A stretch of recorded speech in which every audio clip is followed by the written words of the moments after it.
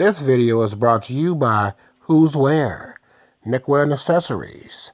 Also by EMPWRD. Stay tuned for products coming through. Subscribe, hit that notify bell so you can get those notifications. There's an online group supposedly for men and males who are a part of the child support system. The premise was to create a place where men and males can exchange valuable information and/or offer support to each other in a society that does not offer support to some of the most hard-working genders on the planet. Though procreation is a voluntary activity, getting squeezed dry to provide mostly for a failed relationship is not. I know that last fact to be true. How, Rasta? Where's your proof, Rasta? Glad that you asked. Before I answer, are you listening to learn, support, or critique? Either way, nothing that you say will change and/or make better the speaker's situation. Bear that in mind. Now to your question of proof.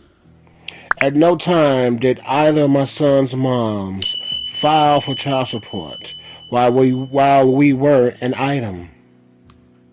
It was only after the love was gone, or should I say lust, that they enlisted the state and government's assistance for a situation that had nothing to do with those entities.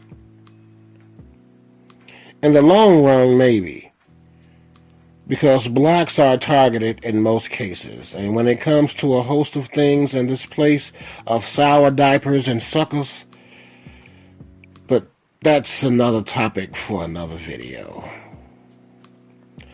I am from the days and times where, when we created a situation, we handled said situation without outside assistance. It's called being a responsible adult. You know, adulting correctly. If you need the state and/or government to help you take care of your kid, or the plural version, then you need not procreate, as everyone has a choice in that matter. They ran to the system, signaling that the childlike take care of me mindset was their reality. These independent ones. All to turn around to use ad hominem attacks of deadbeat, while collecting monies, by the way. Make that make sense. Getting back to the main topic, the online group for men and males.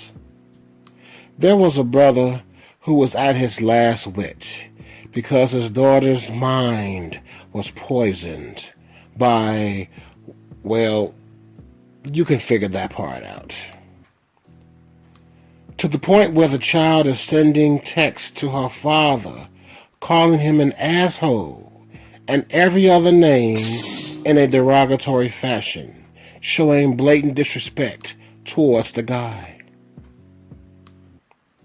From the inception of his case, he was behind the proverbial 8-ball when he owed an unbalanced amount that looked like a student loan debt number. This occurs more times than not in the way things are purposely set up. Granted, if this is something that one chooses to avoid, then management of seeds is imperative. In this online group, some females do not serve any function other than to ridicule the men and males, sprinkled with some who have and display solidarity with the brothers there. Because they, the ladies, know how their sisterhood gets down, and or are with the man who's getting screwed by the system in place, and have witnessed what exes are doing to their husbands and or love interests. I am not referring to the supporters. I am referring to the sour, I'm glad that you going through that, ha ha, low life, who comment dumb shit to another person who is in a dire situation.